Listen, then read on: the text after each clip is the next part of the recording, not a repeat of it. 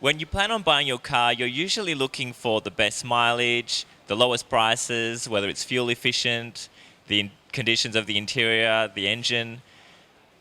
But when you look online, you're not usually given all that information and you're possibly buying from an illegal dealer. So I'm at WA Consumer Protection and we're about to interview Angelo Barbaro, the manager of the automotive branch. In this instance, Mr. Mahood bought and sold vehicles, a large number of vehicles, privately, but in a business capacity, so without having the relevant licence. So basically, he was unlicensed motor vehicle dealing. He bought, in a space of 14 months, he bought 83 vehicles and sold 81 of those by advertising them through Gumtree. Under the legislation, under the Motor Vehicle Dealers Act, a person is in the business of buying and selling vehicles has to have a dealer's licence. So in this case, Mr. Mahood didn't have a dealer's licence. The way these things come to our attention, they come to us through a lot of different avenues. We have the industry itself, so licensed motor vehicle dealers provide us information and make complaints to us about unlicensed dealers. We have the community, consumers, particularly neighbours who see this activity going on. The other government agencies provide us with information, and also our own internal intelligence. So buying from an unlicensed dealer, basically you don't have any consumer rights. So it is, for all intents and purposes, a private transaction. So if there is a problem with the vehicle, there is no consumer rights with regards to fit for purpose and statute warranty. We're aware that unlicensed activities do go on out there in the community. Consumer Protection is committed to prosecuting anyone that comes to our attention for unlicensed motor vehicle dealing.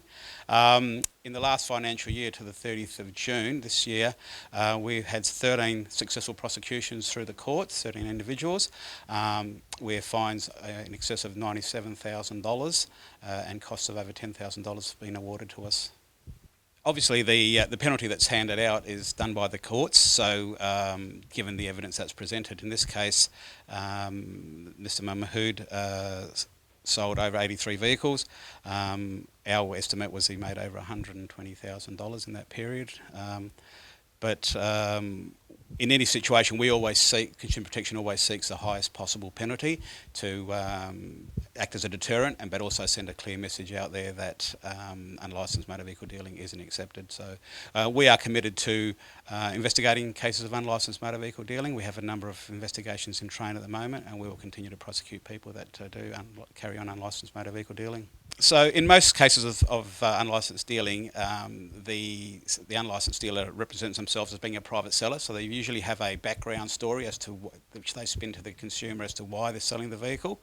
For all intents and purposes, it is a private transaction which is being carried out. So it is buyer beware. If there's any problems with the vehicle, any faults that occur, then there is no recourse. The only recourse that a consumer would have to take civil action through the court, so they'd have to take the person that they bought the vehicle from, the backyard dealer, to court to try and get some sort of compensation for any losses they may occur, but otherwise, yeah, it's out of their pocket. All licensed motor vehicle dealers are listed on the department's website, so the simplest way is to just Google Consumer Protection Licence Search, and that'll take you straight to the search page. Put in the person's details, and that'll come up whether they hold a dealer's licence or not. When buying any vehicle privately, we recommend that you cite some sort of ID, so the person's driver's licence, to verify who they actually are, and cite the vehicle licence papers as well to make sure that the details marry up with who the person's selling the vehicle, the address that you're viewing the vehicle at.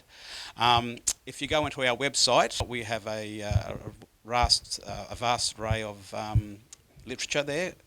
So again, if you Google Consumer Protection buying a vehicle, you'll get a handy sheet that tells you the things to look for.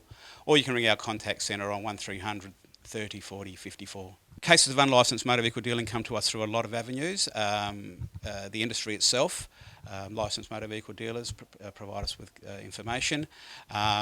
We get it from the consumers as well, particularly neighbours, where they see this type of activity going on, will provide us complaints. We get information provided to us from other government agencies and also from our own intelligence. If you're buying a vehicle specifically to on-sell with a view to potentially making a profit, then you could be deemed to be a dealer.